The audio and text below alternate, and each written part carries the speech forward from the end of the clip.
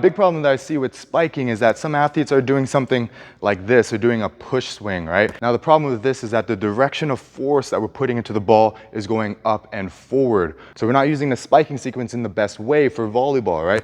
In volleyball, we want that ball to go forward and down, depending on what we want to do with the ball, right? But generally, that's the trajectory that we want. Now, in order to do that, we need to be able to come around and down on the ball so that we can contact in this position, but still be able to get the ball to go forward and down, all right? Now, if you're someone that's doing something like this, like a push swing or a shot put swing, you can still contact in that position, right? But if I'm putting force into the ball in this direction, that's most likely where that ball is going to go. But it can also depend on how you manipulate the ball on contact, right? So what we want to train is coming up and around on the ball so that we can bring the ball forward and down. And a good way to train that is by doing something like the spike throws, all right? So one, we're working on the sequence. We can work on using that torso rotation and getting that separation and getting that patient arm.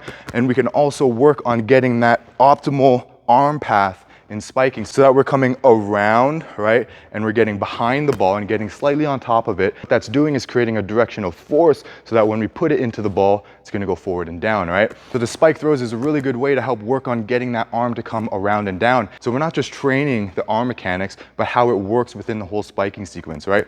In order to get our arm to go in that position, we have to be able to get that reverse S curve, right? And in order to get optimal transfer force, right, we gotta have separation within the spiking sequence. All right, there's a lot of things that you can work on here in the spike throws, but for this one, working on that arm action to get the optimal direction of force is key, right, to change the trajectory, but also get optimal transfer of force into the ball.